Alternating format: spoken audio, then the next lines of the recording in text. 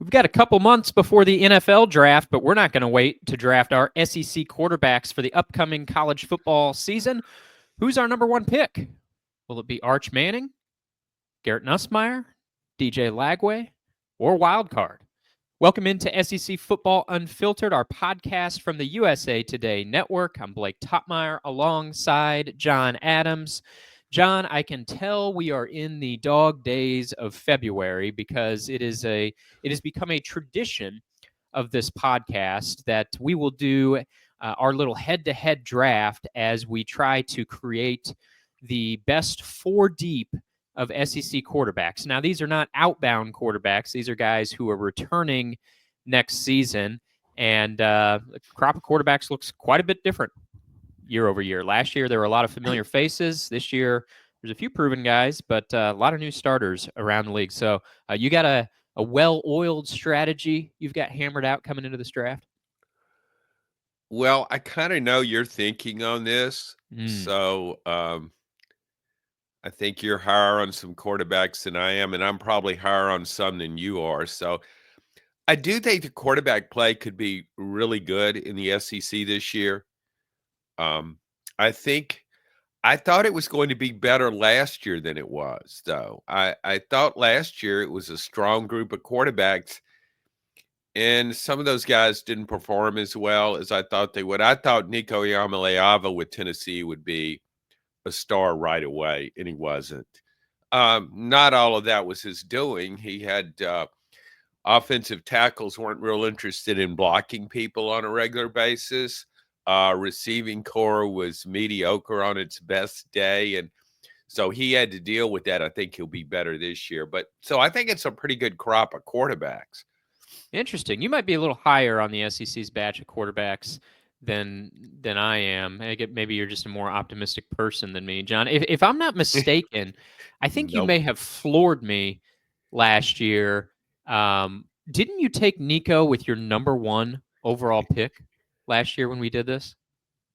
Yeah, I've been known to do stuff like that. So, yeah, that's possible. Yeah.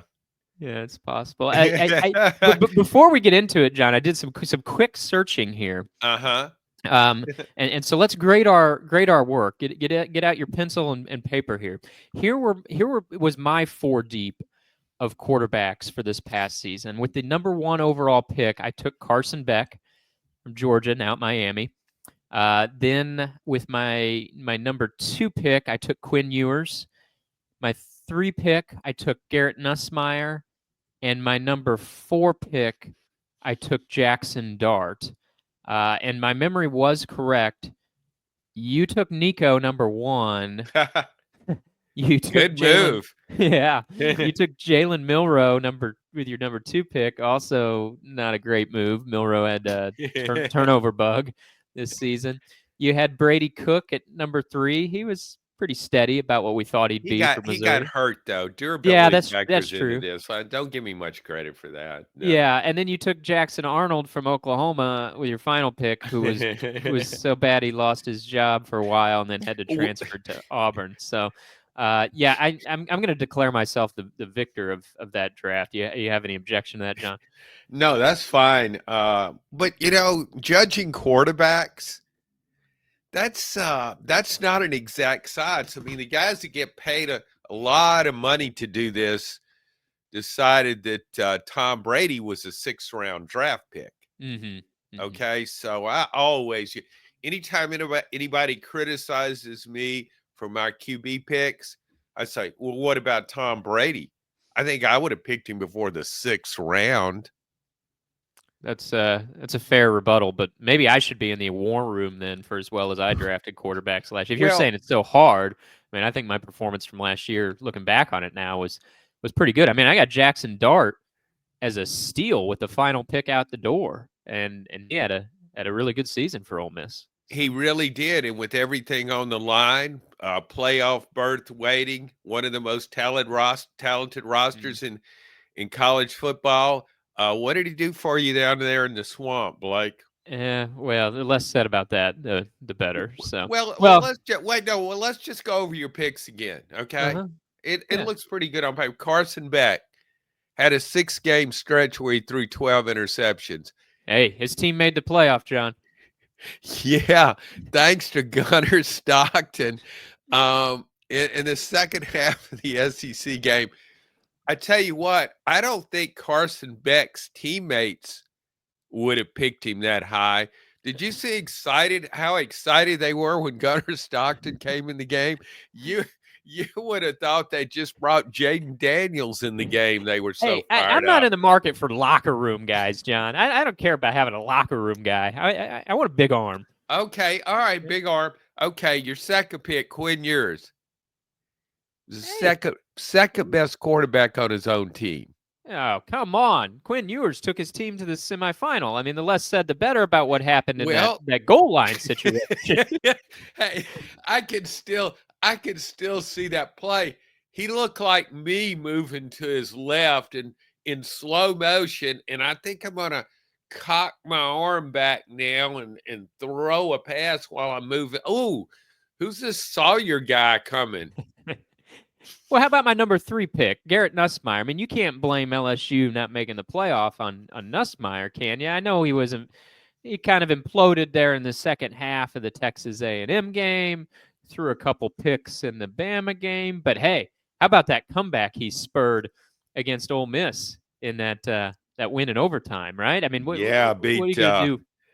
He overtook Jackson Dart. Yeah, he did that. Sure did. Yeah. Okay. All right. Well, yeah, you won the quarterback draft last year, but you didn't win it going away. That's fair. And here I was, John, going to give you the number 1 pick in this year's draft because I was feeling sorry for you, but you've belittled my victory. But the die is cast, and I'm not altering my strategy now. So go ahead, take the number 1 overall pick here, and again, we're building a 4-deep depth chart head to head. I can't pick anybody you pick. You can't take someone I pick. Once they're off the board, they're off the board. So who is going on your team as QB1? Well, it's a tough call because you got two. I think the top 2 quarterbacks in the country are in the SEC. With LSU's Garrett Nussmeier and Texas's Arch Manning. I covered Archie. I covered Peyton.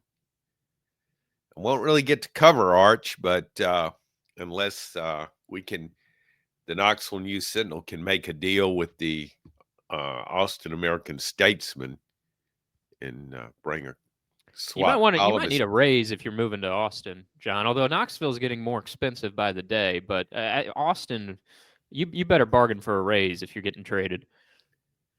Yeah, that's a really good point. So I think I'm going to go with your guy, and he has been your guy for a long time. He's been my guy, it seems like, since the start of this podcast. It's almost like the dawn of this podcast, in my mind, was like a Garrett Nussmeier appreciation pod or something. Yeah, I've had guys like that I've been wrong on, but I really like Garrett Nussmeier. That's my pick. I mean, I like the way he throws the ball. He just flings it. I think his weak point is kind of also his strength because he can thread the needle. And so he has a tendency to force things, and he's got to make a super play. But some of the really good quarterbacks do that. So I'm not begrudging him that.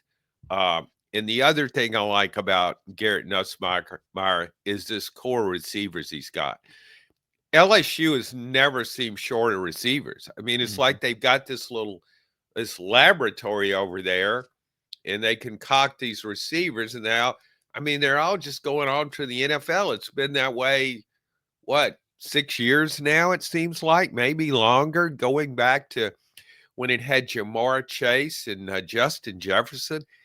May never have been 2 better college receivers on one team. Those are going to be Hall of Fame NFL guys. But LSU had some good guys coming back in receiver. And then he goes out and gets Berrien Brown from Kentucky, a speed guy, good return guy too. And Nick Anderson in Oklahoma, who's really good as a freshman. And he's a deep threat. I really like the fact Nussmeier's got a strong arm, He can throw the deep ball. He's got receivers that can go deep. So I feel really good about this pick.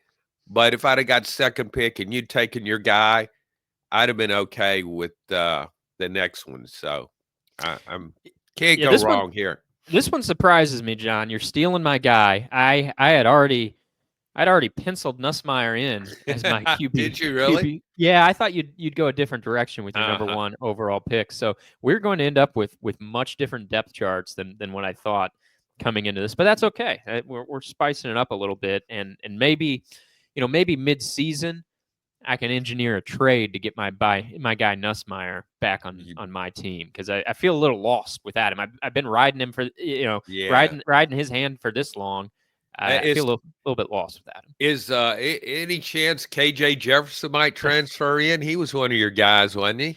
Yeah. I wasn't going to bring that up. That one kind of fizzled eventually, but he was one of my guys. But my guys this year, John, since you've taken Nussmeier out from under my nose, so I get the number 2 and 3 pick. That's the beauty of giving you the number 1 pick here, and I see tiers of SEC quarterbacks. I think there's 3 guys at the top, and we could have a debate as to what the ordering of those 3 guys are. But I draw a line after Garrett Nussmeier, Arch Manning, and DJ Lagway. To me, those are the top shelf guys.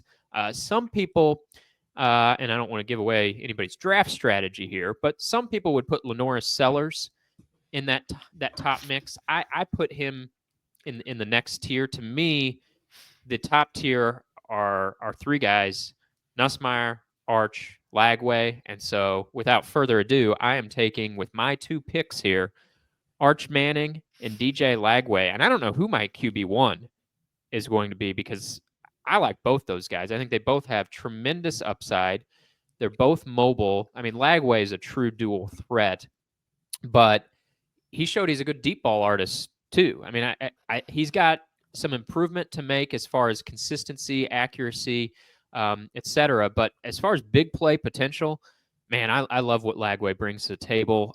Florida looked so much better when he grabbed the reins of the offense and he sort of spurred that winning streak down the stretch of the season.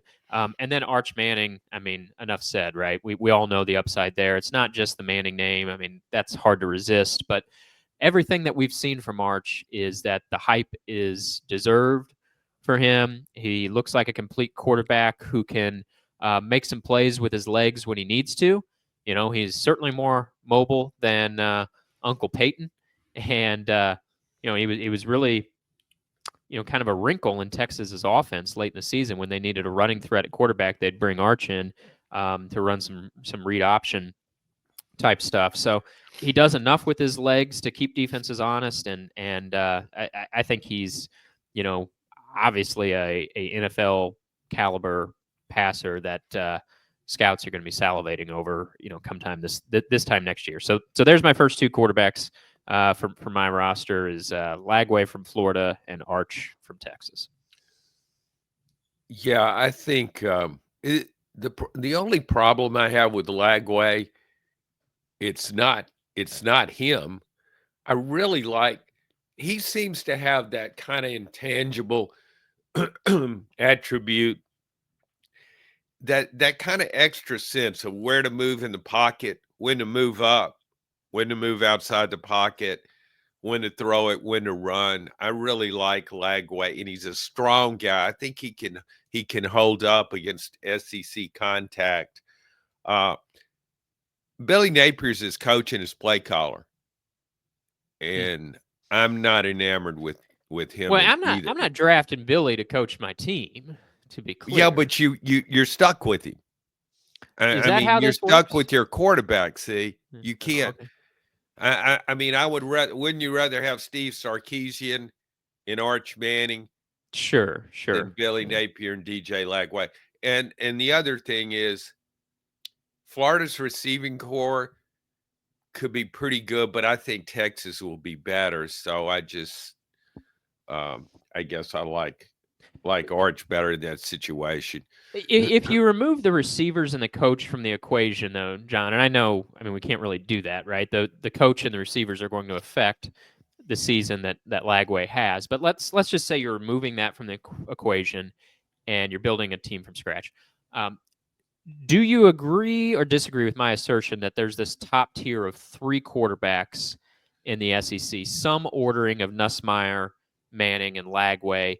Would you remove one of them from that tier? Do you think it's more of a 2-man conversation, or do you think the conversation is broader than those 3 guys? Would you insert anyone else onto that top tier? I see it as a top 2. Okay. With Arch and Garrett Nussmeier, and then Lagway beneath them.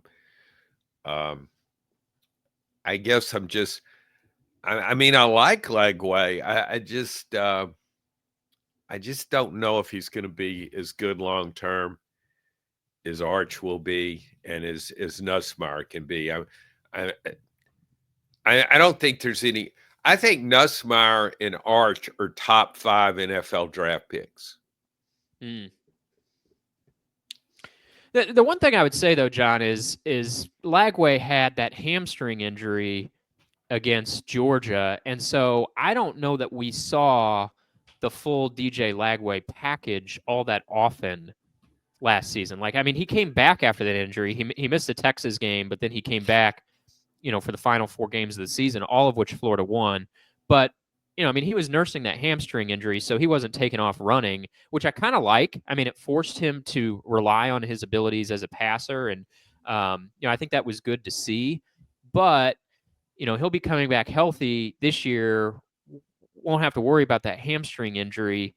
And so I wonder if we really haven't totally seen all that DJ Lagway can do yet, because he had that hamstring injury shortly after he'd taken over as Florida's starter. And like I said, that sort of limited kind of the full range of his abilities late in the season, even though he did spur the 4-game winning streak down the stretch. That's a really good point. I'd forgotten about that, and you're right. I mean, he managed that really well. It's not easy playing with a hamstring issue. It certainly impeded his mobility. Yeah, him at full strength. That's a really good point. I guess I guess that, when I look back at him, that's the Lagway I think of. I think of the Lagway with a hamstring problem. That was my last memory of him. So that tells me that he can beat you a lot of different ways. He can he can be a drop back passer. Just drop back in the pocket and work out of the pocket. He doesn't have to run to be a really good quarterback. So that's a good sign. So you're in pretty good shape with your 2 picks there. Yeah, but I'd still like the head of your depth chart. And here's where it gets interesting, John, because I would have guessed, that regardless of who you would have picked with your number 1 overall pick, these were the first 3 guys that were going to go off the board, I think. And so now it gets interesting. You got 2 picks here for your QB2 and your QB3, and I think there's a number of interesting options you could go with here. So I'm fascinated to see. Maybe you'll floor me like you did last year, like Nico, with your number 1 overall pick. Well, I'm not picking Nico. I'm going with my next pick. I'm going with John Mateer from Oklahoma, transferred from Washington State.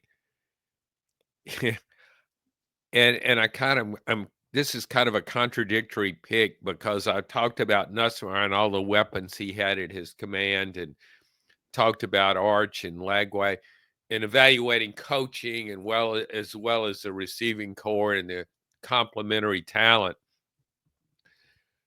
I just think Mateer is talented enough as a dual threat quarterback to overcome some of the issues he could have with Oklahoma, i.e. Brent Venables. Also, Venables is bringing in his coach as his offensive coordinator, so there should be familiarity there.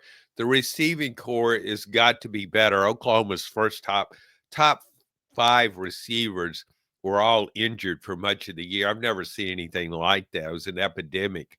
Also, the offensive line was just riddled with injuries. It got better toward the end of the year.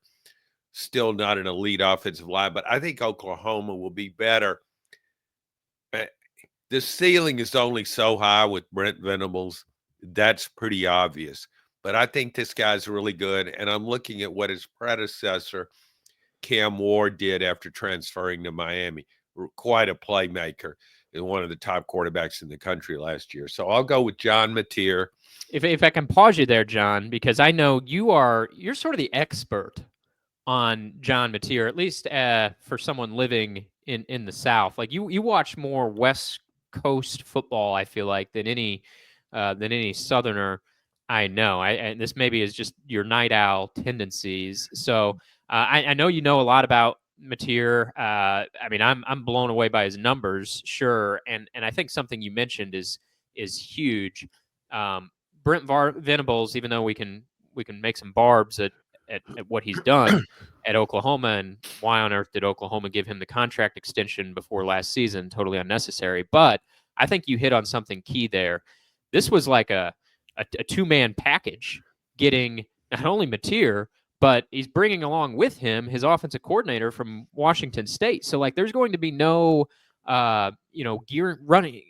getting ready period for the new quarterback. Like, it's not like he's got to learn a new system or hit it off with a new offensive coordinator. Like, no, they came together, and I just think that's really brilliant to not just get a game-changing quarterback, but to say, hey, you know who you're going to be working with, because we just plucked him right off your old school, and he's going to run our offense now. I mean, that was really smooth maneuvering by Oklahoma, I think. So tell us a little bit more about Mateer, one of the new faces in the SEC. Well, I do watch. I almost cried when the Pac-12 dissolved, because I watched a lot of Pac-12 behind SEC. That's the conference I watched the most. Played really exciting football, and it helped that, I'm a night owl, so I'm watching late night stuff. So I just think Mateer is the kind of guy, much like Cam Ward, that can beat you a lot of different ways. And the upgraded quarterback, I think has the ability to make everybody around him better. There's a tendency, maybe not as much as it used to be, but when somebody comes in to the SEC, it can be an offensive coach, a coordinator, or a quarterback. Well, they did that in the Big 12, or they did it in the old Pac-12, or some other conference. I don't know how. Let's see how they do in the SEC. But we've seen some guys come into this league and have success right away. Another example of this, and we'll maybe get around to picking him later, is Arkansas's Taylon Green. Mm-hmm. He was at Boise State, mainly a runner, really deceptive runner with those long strides, a fast guy. His passing was very erratic. He comes to Arkansas. I think most people would be surprised at his stats when they look back and saw the numbers he put up last year with Arkansas. You're dealing with a mediocre team, and you just don't think of Arkansas as being that vibrant offensively. But he was really good. He was better than I imagined he would be. I think it helped working with Bobby Petrino. But my point is, he did come from another league, and he didn't have any trouble adjust. I mean, he got better being in the SEC. And I think John Mateer, and I just think John Mateer can do the same thing.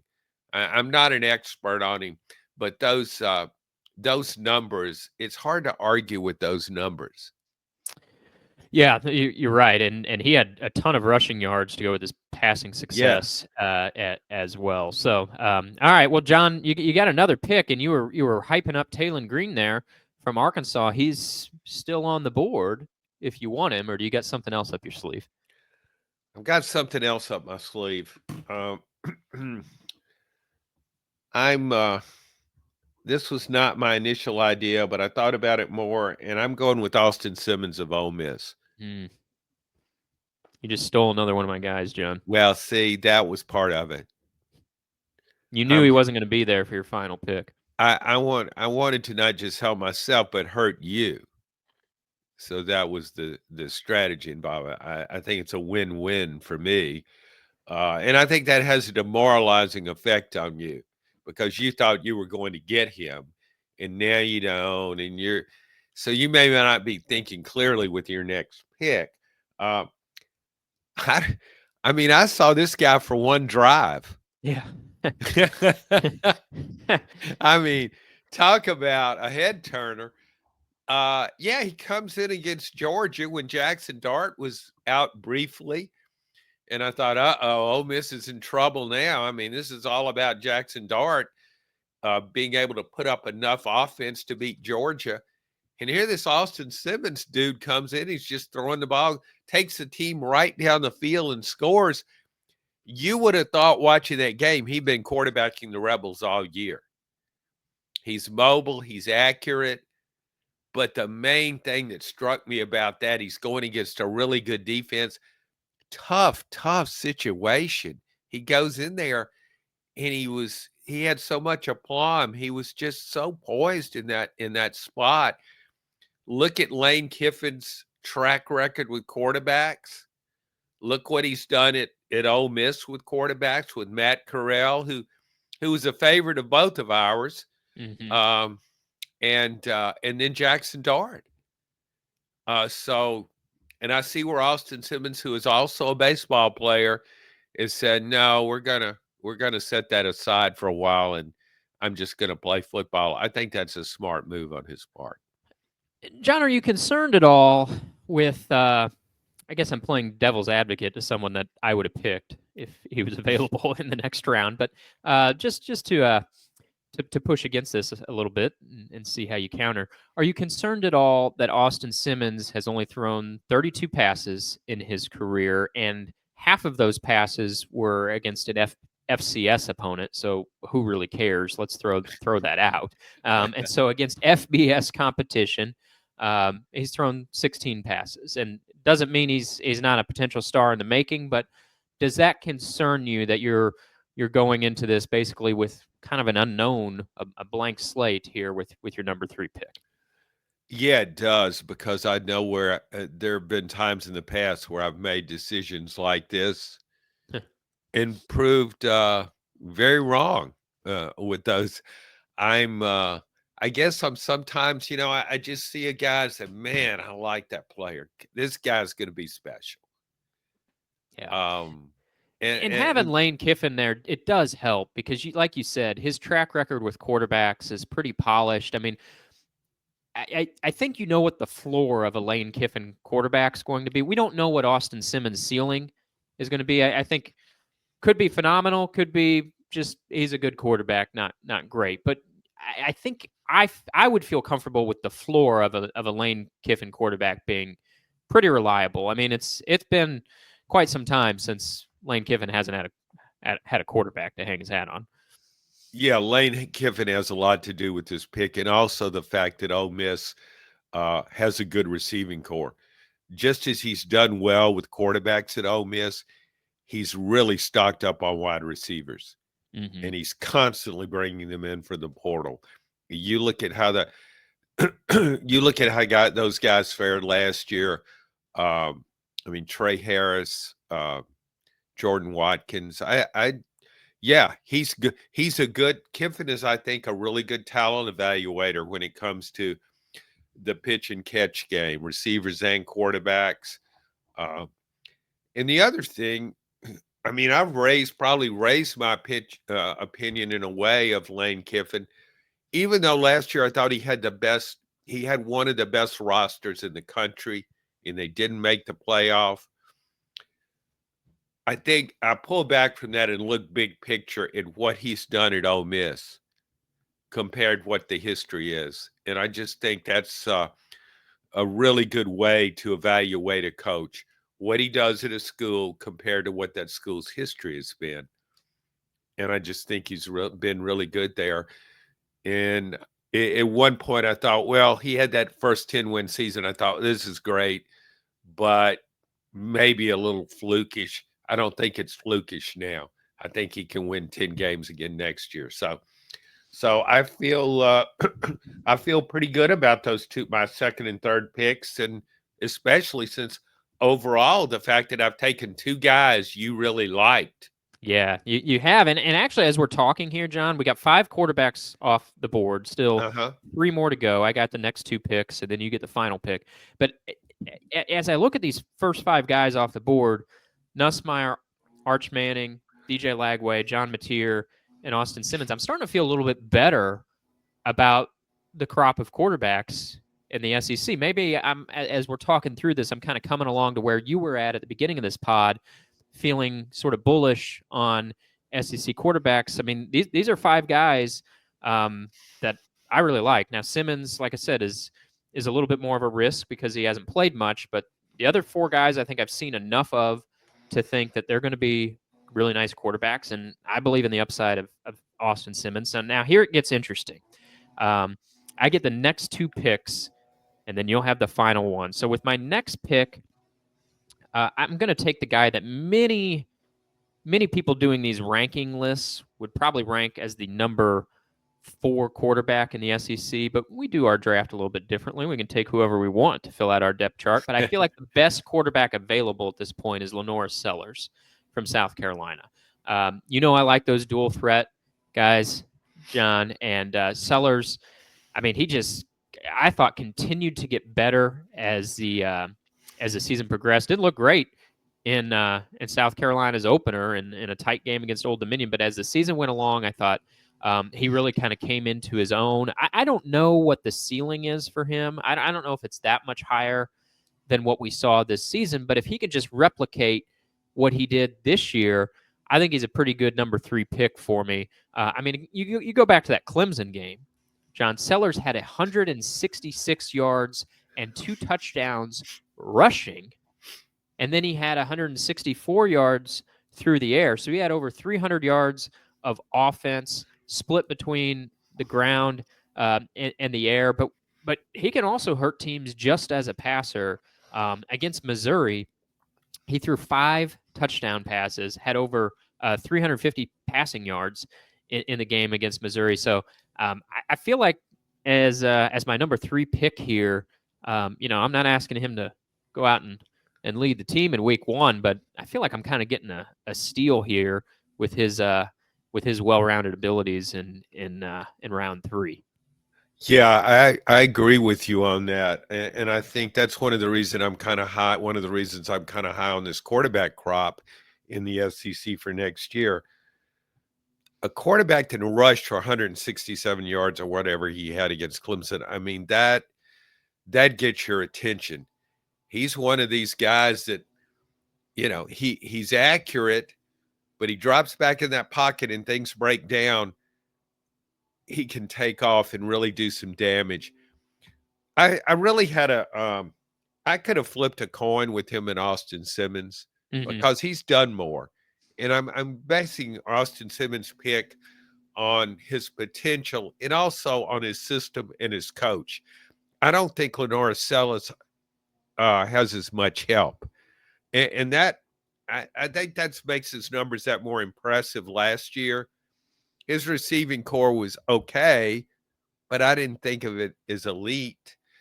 And I don't think Shane Beamer is an elite coach. I would take Lane Kiffin over him. I know Shane's done well. He had a great year last year. They overachieved, and a lot of that had to do with Sellers. So, I could have gone either way with Simmons. Or would you have taken Simmons over Sellers, though, if you'd have been in my spot? That's a good question because, I feel like you got 2. Again, this is not a true SEC quarterback rankings list. That's why I think the format of this is a little more fun than just truly ranking the quarterbacks, because you already had Nussmeier and Mateer at the top of your depth chart. So you had 2 proven starting quarterbacks at the top of your depth chart. So I feel like that opened you up to take a risk with Simmons as you're building your depth chart, because you know what you have at the top. I mean, we've seen enough of Garrett Nussmeier at this point. That guy's not going to fall off a cliff. I mean, he's a good quarterback. And Mateer, was really good last year for Washington State. So yeah, I mean, I think that was fair to take a chance on Simmons at that point, because you had 2 guys that are so proven at the top, whereas I'm going sort of with the all upside roster. I mean, I got Arch Manning, I got DJ Lagway, who has the most starting experience of the group, and then I guess Lenore Sellers does as well, but last year was his first year as a starter too. So I think I'm more the upside guy overall, where you're taking a bit of a flyer on Simmons, but you have a proven veteran at the top of your depth chart in Garrett Nussmeier. So I think you could go either way there. But I got one more pick, John, and then you get to round us out here. I think with this final pick, maybe I'm just going to go with we were so high on Nico a year ago, and I think we've had a course correction on what to expect from him, and also I'm not in love with what Tennessee's done this offseason at all. I think they needed to do more in putting some more weapons around him. When you look at the fact that they lost their star running back, I think they've downgraded at running back, even though they did bring in the transfer from Duke. I don't think they helped themselves enough at wide receiver. I worry about Tennessee's offensive line with all the losses there. However, we're kind of doing if we're doing a reset on Nico, I think not drafting him at all would be letting him slip too far. I still think this guy's got a lot of upside. Love his arm, and with him still on the board, I take a chance on Nico that we haven't seen the best of him with my final pick. Yes, I agree. My expectations were so high for him, too high. And again, his complimentary cast had a lot to do with that. But I just expected him to be more of a playmaker. I love his arm. He makes throws a lot of guys in the NFL can't make. He just whips the ball out there. The deep out route, and on those bubble screens, he gets the ball out so quickly a receiver can make the catch, then have time to make a move if he's in a one-on-one situation with a DB. So I also like his toughness. Mm-hmm. He's 6'6". He's real lanky. Those long legs can trip him up sometimes. But man, when he takes out, he doesn't shy away from contact, and that can be a bad thing. You got to protect him, yes, but he's a tough guy. He can take a hit. He's proved that. He just needs more help. So even though my opinion has been lowered of him, as you said, that's kind of a correction.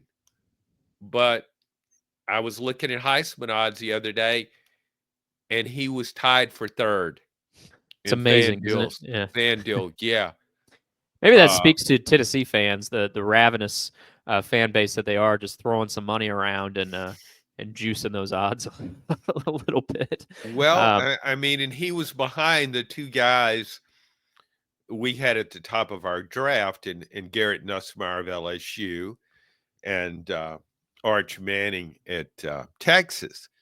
And then you had Drew Allar from Penn State and was tied with Nico. Who was the other one? There was another guy tied. Forgot. Cade Klubnik? Would have been Clemson's quarterback? Yeah. Cade Klubnik, maybe? That sounds right. Yeah. Yeah. And I like Klubnik. He's a guy that's gotten better. I think Nico will get better this year. But as you pointed out, I don't think Tennessee got what it needed to get yet.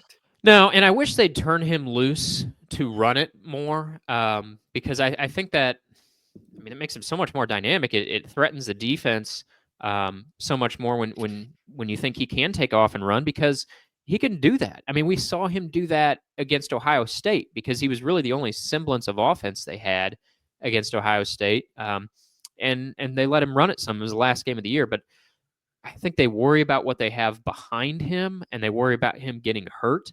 And so really up until the end of the season, he didn't run it much. And I get that from a long-term standpoint. Hey, it got him to the playoffs. They kept him healthy, and they got to the playoffs. But I'd like to see what he could do a little bit more, because we saw that last, his first game as a starter against Iowa in the bowl game at the end of his true freshman season. He had 3 rushing touchdowns, and really impressed us, I think, with his legs in that game. And then Tennessee, I think, was so worried about protecting him. I get it. They weren't comfortable with what would happen if Nico got injured, but I do think that limits him a little bit as well. So I wish he'd be turned loose. But okay, so there's my depth chart, John. I got Arch at the top, then DJ Lagway, Lenore Sellers, and Nico Iamaleava from Tennessee. Rounding it out, you've got Nussmeier from LSU, Mateer from Oklahoma, Austin Simmons from Ole Miss. Just for our listeners, I'm going to review some of the guys still on the board here for your final pick. So this isn't everybody, but some of the guys still on the board. Talon Green of Arkansas, Gunnar Stockton of Georgia, Diego Pavia, back for his 17th year of college football, back at Vanderbilt, Marcel Reed at Texas A&M, and then Ty Simpson, who is the headliner in Alabama's quarterback competition. So those are sort of the 5 headliners still on the board for this final pick. You going with one of those 5, or you got some sort of wild card I didn't even see coming? No, and I think when you list those guys, what's interesting to me is Georgia and Alabama have been the most successful programs in the SEC recently for quite a while. Right. And their quarterbacks, we haven't picked their quarterbacks. Mm-hmm. And we're really uncertain about their quarterback play next season. It's notable. Yeah. Yeah. I mean, there's, I guess, potential there, but Ty Simpson of Alabama he's been around a while, and he's never really, he just hasn't shown great potential. Now, maybe in this system, in Kalen DeBoer's system, he will do better, but we don't know that. Gunnar Stockton led that win over Texas in the SEC championship game, but he looks really small to me. I just don't know if can be an elite quarterback. I really wonder about that. So I guess I think I would have to go with Talon Green of Arkansas. Okay. Any thought about Pavia or Marcel Reed? No, I'm high on Texas A&M, but Marcel Reed, I like Talon Green more than him because I thought he did more as a passer last year. Marcel Reed's both of them are really good runners, and I think Marcel Reed fits what A&M wants to do this year.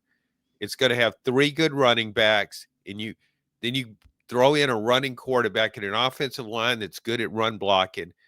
And I think it's going to be a real run-oriented offense, and I think it could be pretty good.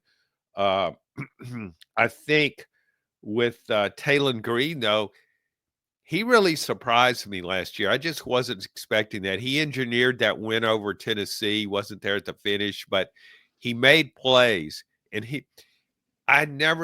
when I watched him at Boise State, I didn't envision him being that accurate a passer. And pretty good on the deep ball, too. And this is a big guy, 6'6", another year under Petrino. Petrino's kind of fallen by the wayside. When we talk about really good offensive coaches as coordinators or head coaches in college football, Petrino's name doesn't come up like it used to. Mm-hmm. But he's got a good track record with quarterbacks, different kinds of quarterbacks. So I would go with Talon Green.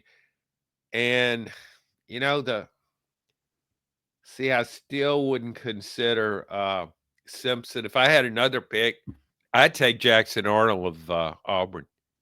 If you gave me a 5th pick, and I know you don't like him. I like his supporting cast a lot. I like that he's getting a fresh start at Auburn. I thought you were too high on him a year ago. I think you're still too high on him now. Well, I may be, but I didn't use one of my 4 picks on him. I mean, I'm still we've got 8 quarterbacks off the board, and he's not one of them. So that's a fair point. Maybe I should have put him in that mix there of review. But I mean, yeah, at this point, the final, once you get down to the number 8 range here in the SEC, I think you can go a number of different directions. I might have gone with Marcel Reed here. Diego Pavia is probably the safe choice. We've seen so much of him. You sort of know what you're getting, but I might go with an upside pick here with like a Marcel Reed. I think Taylon Green's not a bad choice. I don't mind that. He like you said, he was great against Tennessee. I had a couple big games this year. So, yeah, I think would you trade your depth chart for mine, John? I'm not letting you, but would you if I gave you the choice? Well, yeah, I wouldn't have a problem if we switched. I wouldn't have a problem taking your guys. See, I thought you were going to take Arch number 1. But Yeah. you surprised me. Well, I watched Nussmeier a lot, just about every game last year, and I really like Arch, and I know he's got talent, but Nussmeier, I think he's one of the best passers the league's seen in a while. Been a lot of good quarterbacks, but in terms of just making throws, all the throws, and man, that guy's got some receivers coming back. Yeah, and the LSU defense has to get better, has to help him, has to make him feel like he doesn't have to go out and throw 6 touchdowns in a game, right? I mean, because he had a few too many interceptions last year, but I think part of that was like they have to feel like they have to keep the pedal down all the time.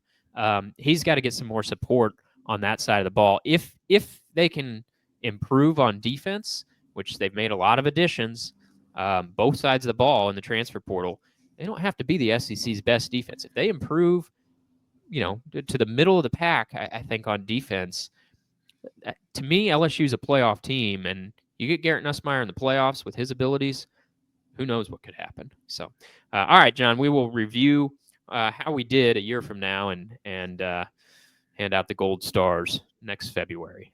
Before we go, John, I want to spend a few minutes on what's been kind of a buzzy topic the last week around college football. You and I don't spend a lot of time on this pod talking about spring practice because we kind of got that Allen Iverson approach, talking about practice. Practice. But an interesting headline coming out of Nebraska about a week ago. Matt Rule, in sort of his off-season meeting with reporters, said that he is strongly considering dumping Nebraska's traditional spring game. For years, coaches have been worried about injuries in spring games and giving other teams scouting opportunities. You can stream these spring games on the web even if you're not there. But the concern that Rule is citing and thinking about getting rid of Nebraska's spring game is he's worried about showing off his roster and then tampering, guys being lured into the transfer portal after his spring game. He doesn't want some like backup running back or backup wide receiver to star and then someone else get in their ear and say, hey, we can make you the starter over here, or we can give you a little more NIL money over here if you just transfer. And Matt Rule's not the first guy to do this. If you remember last year, John, Lane Kiffin ditched Ole Miss's spring game for like a carnival at Oxford. Everybody stumbled over themselves patting Lane Kiffin on the back for this. I didn't really see why this was such a great idea. If you want to cancel your spring game, fine, but in place of it, they had a dunk contest and a hot dog eating contest. I mean, heck, just cancel the whole darn thing. We want to bring fans out to the stadium and watch some fat guy eat processed meats. That didn't make a lot of sense to me, but I didn't see what the big deal about it was. But I get canceling the spring game. You are, like I said, you already had the concern about injuries and do you want to put anything on film? And now, I know these are paranoid fellas.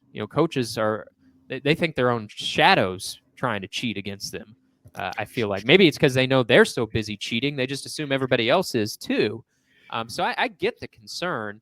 Would it be any great loss, John, if these spring games just went away? And I'm not saying to you personally, I'm sure it wouldn't be some great loss to you personally, but try to envision an SEC without an A-Day, either at Alabama or Auburn, without a G-Day at Georgia, without the orange and white game at Tennessee. Do you think we're headed toward that future of no spring games, or are guys like Lane Kiffin and Matt Rule going to be the exception here and not trendsetters? Well, it sounds like blasphemy not to have a spring game in the SEC because football matters so much in this part of the country. It wouldn't bother me at all if there were no spring practice whatsoever. Uh, when you look at what happens in the spring, it hardly ever relates to what happens in the fall. I mean, I've seen guys come out of spring practice and, yeah, he did a great job running the ball in the scrimmage. Never hear from him again. Yeah. Never. I mean, so you have so many guys that were maybe rehabbing injuries from the previous season, or guys you just don't want to get much contact because Mm-hmm. you don't have as probably as a formidable of a depth chart as you once did before the portal. So there's just so much to lose here. In the spring games themselves, that game has declined dramatically since I first watched college football. I mean, it's a very controlled environment. And they call it a game, but there's actually less happening in it. Even though the general public's there to watch, there's less happening in that than there is the scrimmages that precede it. Those are Mm-hmm. usually more meaningful. But I don't think anything that happens in the spring is very meaningful. I got a really good laugh out of Matt Rule's comments. I really did. Did you find him too paranoid, or what did you find No, funny it though? wasn't the paranoia. I found him way too optimistic to think that people coveted Nebraska players now. I see. Yeah, Uh-huh. this is not the Bob Devaney or Tom Osborne Nebraska when they're in the middle of a dynasty, a long stand, one of college football's great dynasties, where everybody would have welcomed a Nebraska offensive guard pulling out there on the perimeter and bashing some linebacker. All those great running backs at Nebraska are option quarterback. I mean, look, if you're trying to win a championship and your game plan is to get some players from Nebraska, good luck with that. I mean, Ohio State wins a national championship. What does it do? It gets Quinshon Judkins, from Ole Miss, one of the best running backs in the SEC, and he gets Caleb Downs, a star safety with Alabama. Um, I don't recall it getting anybody from Nebraska. Maybe I just missed that, and maybe there's somebody on the depth chart. But so that was one aspect that amused me. The other one was, do you really want to say it sounds like, well, if other schools offer more, we can't compete. Hmm. So, if they tamper, yeah, our guys are out the door. Grass is You think it makes greener it come off elsewhere. like cheapskates? Yeah. Yes, I mean it sounded like I thought I was reading Mark Stoops quotes, and it was Matt Rule. Mark's Yeah. always complaining about the NIL program in Kentucky. You don't want to advertise that. It's just like saying, "Hey guys, if you're looking to transfer, forget about us because we can't compete financially." That's a point I hadn't thought about, John. I think it's a fair one. And like you, I don't personally care that much about spring games. It is a little bit hard to see them kind of removed from the tradition of college football. I mean, there were over 60,000 fans that attended the spring game in Lincoln, Nebraska last year. We talk about football as a tradition in the South, but there are some hubs, in the Midwest as well, such as Nebraska, where the spring game is I mean, you schedule your weekend around it as a fan, and so from a fan perspective, that's really my only thought here is that it's just a little concerning, I guess, because I think there's a possibility that within 5 years, spring football is completely reimagined, and these spring games might be gone off the calendar as we know them. And to me, the downside to that is just thinking about it through a fan lens, like the price of going to a regular season college football game now is just through the roof. It's like, if you're a family of four, you almost have to decide, well, kids, do you want to go on a 4-night vacation this year? Or do you want to go spend 4 hours at a college football game? Because we can't afford both. It's becoming a luxury for the upper crust, the well-heeled. The way the prices for tickets and parking and concessions just go up, up, up, and athletic administrators are going to use revenue sharing with athletes as another reason to hike up prices. We're already seeing it, and so the spring game had remained a way to take little Johnny and little Susie out to the stadium on the cheap for a day to be exposed to college football. Yeah, it's not the same as going to a rivalry clash in the fall, but and I'm not trying to sound like a bleeding heart here, John, but there are some folks that are getting priced out of the college athletics model now. I feel like from a fan perspective, and to me, that would be kind of the shame of spring games going away is that family of four that maybe used to enjoy going out to the spring game for a day of fun and exposing maybe some young fans to the sport. Yeah, when you put it like that, Blake, there is something that could be missing. And when you talk about you're kind of it's sort of a recruiting for your fan base. Yeah. You're building your future fan base, and it's hard to build that now. We just think of college football as so expensive and a hard ticket to get, and there's so much money in it. It's almost like, well, do we really care if little Johnny and little Susie can't afford to go to a game? But if you look at it through the eyes of a 10-year-old kid, to go out to a spring game and see these bigger than life players in a game, I mean, it makes them feel a part of something. And it gives them a connection, and it helps build that, because at that age, everything is really magnified. And just to see, you may see a play or run or a catch. You say, yeah, I was there in the stadium when that happened. And that memory sticks with them. And they kind of build on that through the years. And it makes the sport feel more attractive. I think that's kind of going away, and not just because of the spring game, but because of what you mentioned. People just can't afford to go to a game anymore like they could when I was a kid. Just the average person just can't. A family of four going to a college football game is a financial strain. Yeah.